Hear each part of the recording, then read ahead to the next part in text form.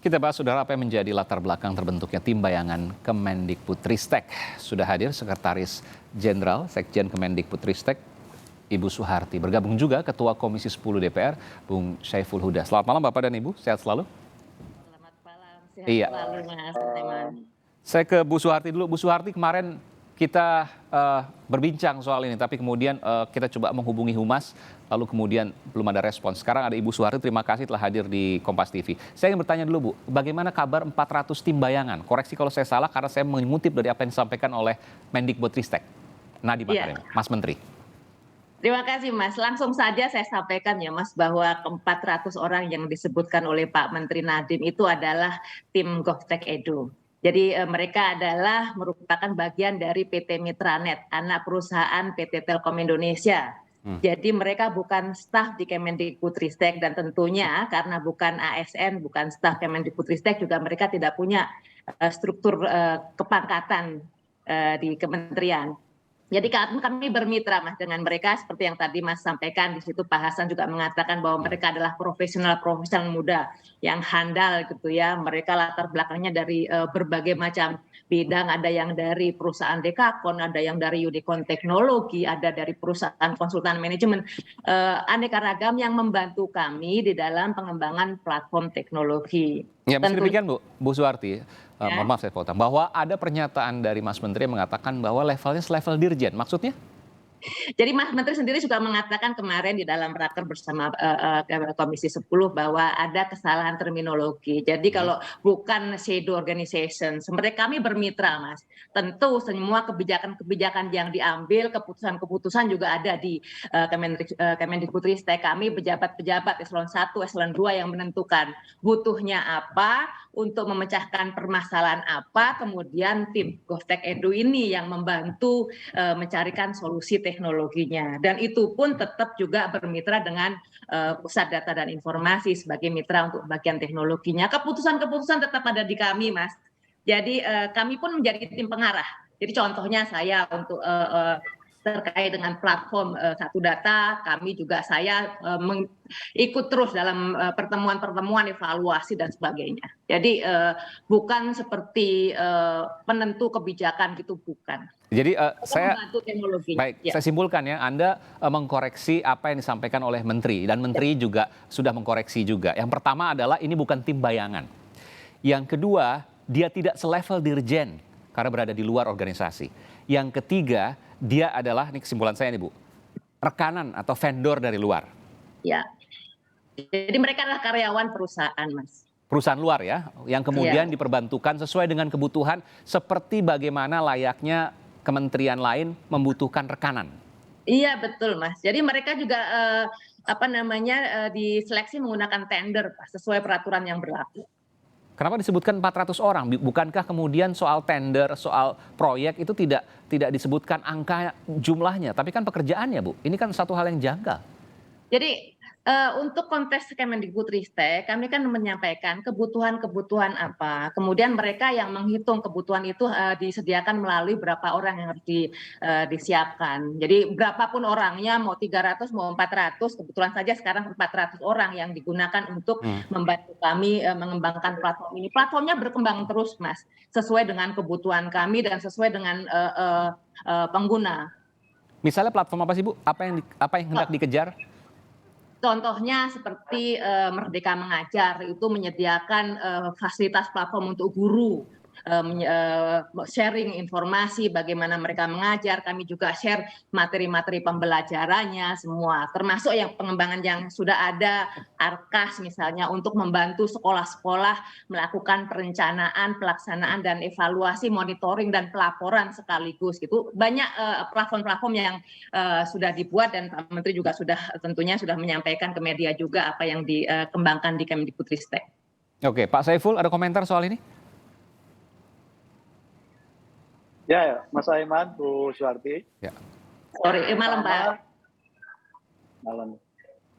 Pertama kita kecewa memang, sejak dari awal kita kaget Mas Nadiem menyampaikan terkait dengan keberadaan 400 tim sebagai shadow organization di publik internasional. Saya kira ke depan Mas Amin harus lebih hati-hati menyangkut menyampaikan berbagai informasi yang sifatnya semestinya itu untuk konsumsi, tidak untuk publik internasional. Satu itu. Yang kedua, Kenapa begitu Pak? Sebentar Pak, nomor satu dulu. memang Kenapa jujur Pak? ya karena kami di Komisi 10 pun baru tahu kalau ada Oke. 400 orang. Harusnya internal dulu, Tahu diuji kalau dulu, ada. baru kemudian kalau mau cerita keluar boleh. Ya, kira-kira perlu diperdebatkan dulu lah kira-kira begitu. Iya, iya, Apakah tidak sebaiknya menggunakan resource SDM internal Kemendikbud sendiri, dan ketika meng-hire tim dengan skema kerjasama atau vendor itu apakah sudah memenuhi berbagai kriteria sebagaimana yang kita diskusikan selama ini di Komisi 10 terkait dengan isu pendidikan itu. Kira-kira begitu Mas Aiman catatannya. Ya, soal penjelasan tadi dari Catatan Bu yang Suharti.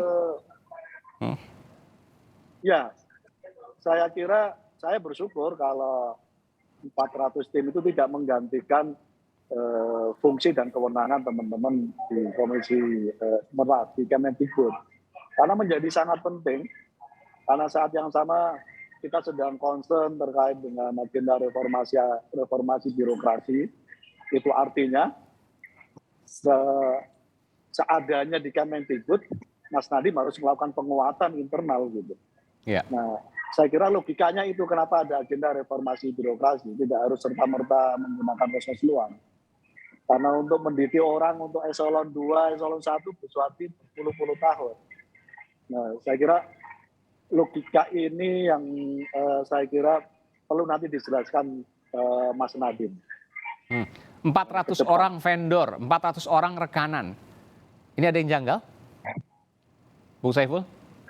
Ya, kalau menyangkut soal ini, saya kira kita serahkan ke teman-teman BPK karena sudah ranahnya menyangkut soal penggunaan keuangan gitu. Nah, karena prosesnya sudah begitu, kita tunggu saja hasil audit BPK yang sekarang sedang berlangsung. Iya. Artinya pertanyaan begini, apakah kemudian seperti ini tidak bisa dilakukan di internal Kemendikbud? Atau memangnya tidak bisa karena ini bicara soal teknologi dan lain sebagainya, Kemendikbud tidak mampu akan itu? Saya ke Bu Suharti. Ya, tentunya Mas ya, itu teknologi yang luar biasa ya dan membutuhkan expertise tertentu. Kalau mengandalkan dari Kemdikbud saja mungkin juga tidak sebagus yang akan dihasilkan dengan tim-tim ahli tersebut. Sama halnya Mas, seperti yang dilakukan oleh kementerian yang lain juga sebenarnya. Mereka juga melakukan hal yang sama, bermitra dengan Telkom juga, menggunakan SDM-SDM yang di-hire Telkom, yang mereka mendapatkan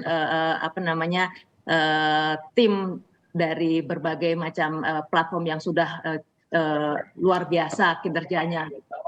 Jadi hal yang sebenarnya lumrah Mas sudah dilakukan. Iya. Bu, boleh jelaskan lebih lanjut nggak Bu? Ini kan ada tim data scientist, tim software. Ini apa sih sesungguhnya? Ya, kalau data scientist, Mas, kita ini ya program-program atau platform yang digunakan itu kan yang dibangun itu kan banyak sekali ya. Kemudian data scientist ini menggunakan data-data yang luar biasa dari data-data yang big data, ada yang menggunakan data-data yang dari Kemendikbud sendiri. Contoh misalnya yang dikembangkan untuk pengadaan di sekolah yang namanya Siplah yang sudah dikembangkan sebelumnya. Ini menggunakan platform marketplace yang luar biasa.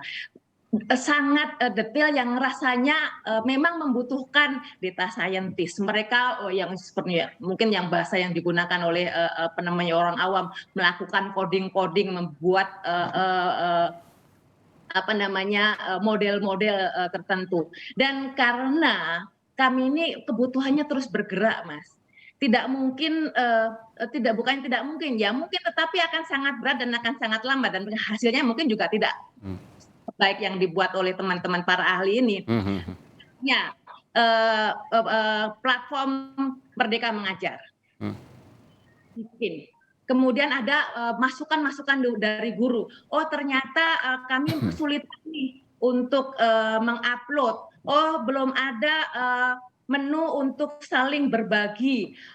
tim teknologi yang kemudian menyiapkan itu, mengusulkan bagaimana kalau seperti ini, bagaimana kalau seperti itu. Ya. Keputusannya di mana? Keputusan di kami. Oh begini, oh begitu. Karena tentunya kami juga mempertimbangkan banyak hal. Kami juga punya mitra, bagaimana dengan dinas pendidikan, bagaimana dengan perguruan tinggi untuk platform Merdeka, kampus Merdeka misalnya. So banyak sekali Oke. yang harus dipertimbangkan dan kami memutuskan untuk menggunakan ahli-ahli yang memang kompeten di bidangnya, Mas.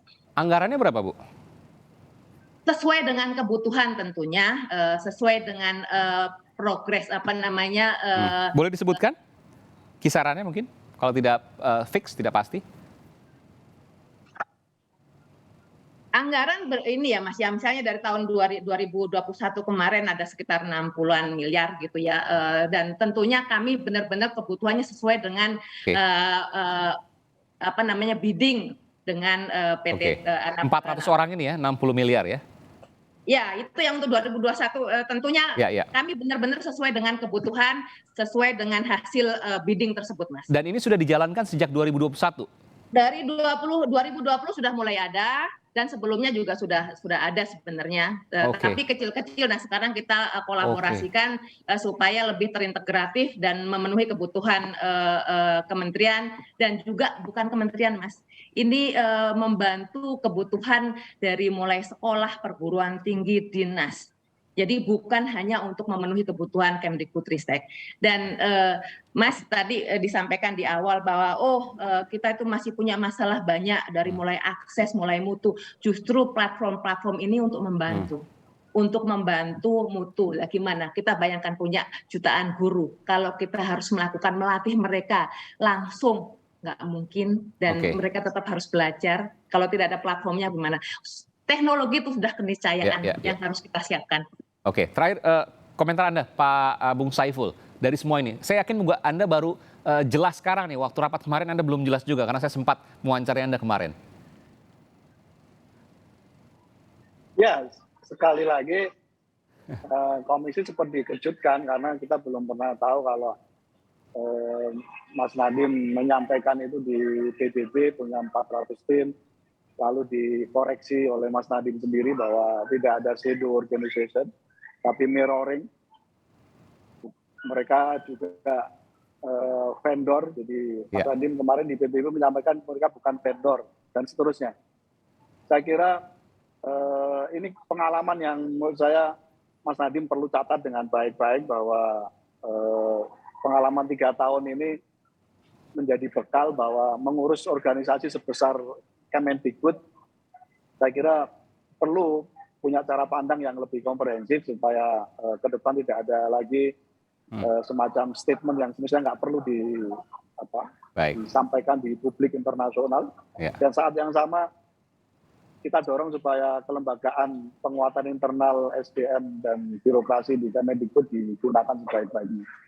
Baik, tentu ini menjadi pelajaran yang menarik, dan kita tentu setelah ada ini ada perhatian lebih terhadap Kemendikbud terkait dengan proyek yang baru ini, yang bukan mungkin saya boleh tambahkan Mas organization. Iman ya. Silakan dikit saja, Bu. Mungkin boleh saya tambahkan ya, bahwa dalam pembentukan platform ini menjadi milik Kemendikbudristek.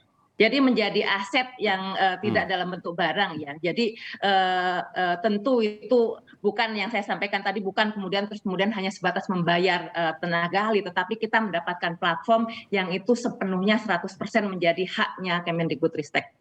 Baik, terima kasih Ibu Sekjen Kemendikbudristek, Ibu Suharti, dan juga Ketua Komisi 10 DPR Bung Saiful Huda. Selamat malam Bapak dan Ibu, sehat selalu.